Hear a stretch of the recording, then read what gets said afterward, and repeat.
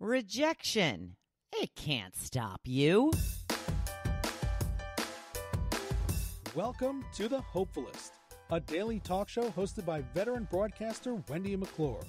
Join Wendy each day as she shares her life lessons that transformed her from perpetual pessimist to the ultimate hopefulist. The perfect morning show to get you caught up on the day's top stories while sharing insights that will lead to positive transformation and bring out the hopefulist in you. For more inspiration, visit Hopefulist.com. And now, here's your host and hopefulist, Wendy McClure. Hello and welcome to the Hopefulist. It is Tuesday, September 8th, 2020. How was your holiday weekend? Are you all partied out? Are you pooped? Did you party a little too hard? Are you all rested up and ready to go? I'm guessing the answer to that is no. But we'll try and muddle through together. How's that sound? Today's quote of the day comes from one of my favorite self-help personal development gurus, Ed Milet. You weren't born thinking negative things about yourself. That's right. I discovered Ed when I went to the Rise Business Conference, and he is a great motivational speaker. He has so many great tips on how to live your best life. I urge you to follow him on Instagram. He is so inspiring. When it comes to persistence, he's your guy. I'm your gal, but he's your guy. Talking about rejection today, and the number one thing you have to remember about rejection is you will never truly know why you are being rejected. This is why you can't let it stop you. You know what they say about opinions and what they're like, right? If not, ask someone else.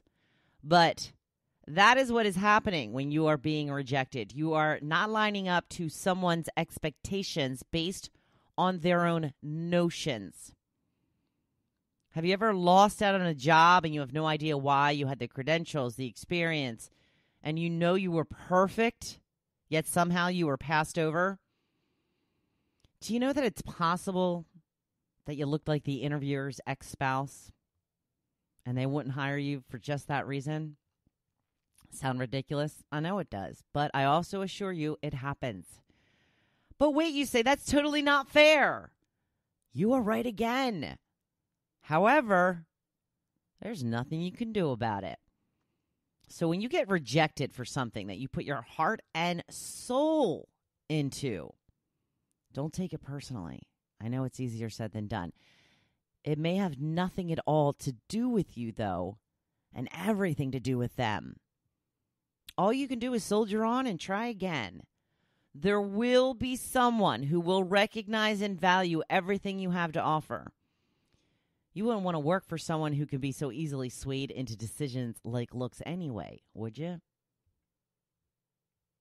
This is one of my favorite stories, so I apologize if you've already heard it. But a few years back, I interviewed for a writing position at a local weekly newspaper.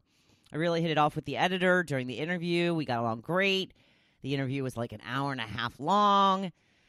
I was sent off to write a couple of stories and then to check back in with them. Well, when I checked back in, I got crickets.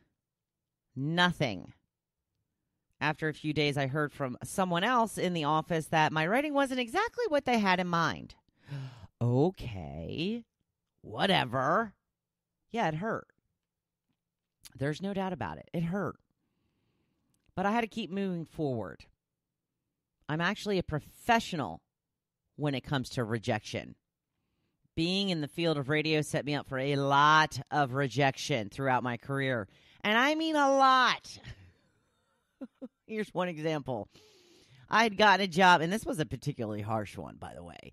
I had gotten a job as a freelance radio announcer for the Wall Street Journal radio network. This was a position that had you broadcasting to up to 200 stations at a time.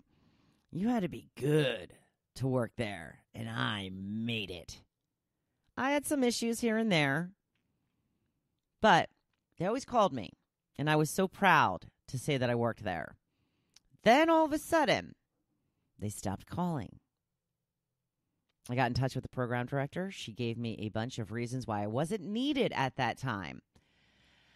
After a few years, I had lost my full-time job, so I gave it another go with the Wall Street Journal. Suddenly, I was welcomed back with open arms, and I worked for them right up until the day that they decided to shut their doors. So what happened? Well, I was told that one of the big bosses that was no longer there didn't like the sound of my voice.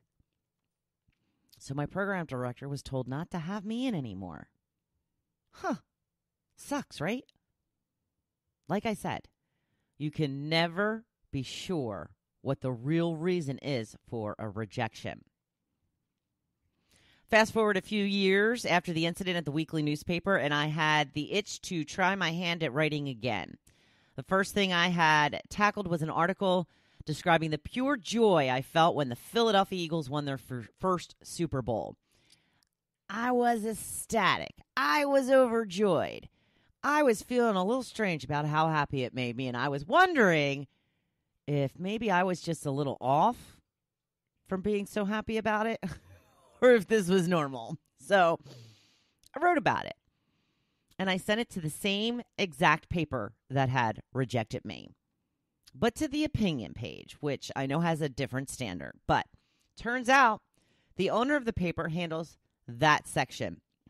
She loved my article. She printed it. Since then, I have written many articles and had them printed in this paper. It's all subjective, people. For real. But why do you think I sent the article to the same paper that had already rejected me? Any guesses? It's because I had nothing to lose. In fact, I expected to be rejected. I knew I had nothing to lose and everything to gain. I know how I have gained. A little bit of courage to just send that in.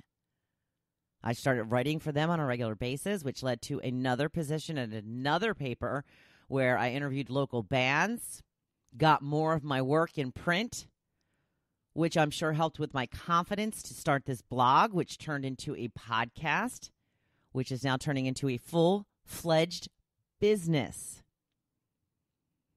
Rejection can hurt. There is no doubt. But when you put it in perspective, which you may never know the true reason, sometimes it has nothing to do with you at all.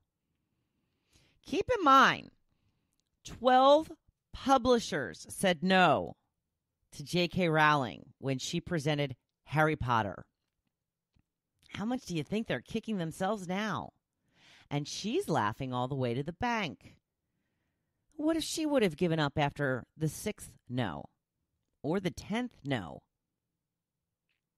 We wouldn't have the wonder of so much wizardry. I knew I was going to mess that up. And most importantly, she would have never realized her dream. And look what her dream has done for so many others. Never give up. Keep going. Dreams are put in your heart for a reason. If you can think it, you can do it. And certainly do not let the word no stop you. Okay, everyone, I am going to be back live tomorrow. Did you miss the live shows? That's right. It's been previously recorded the last couple of days. Now go on out there and be your badass self, because I'm cheering you on. Thank you for listening to The Hopefulist, hosted by Wendy McClure. For more inspiration, please visit Hopefulist.com. Thanks, and we'll see you tomorrow on The Hopefulist. See you tomorrow.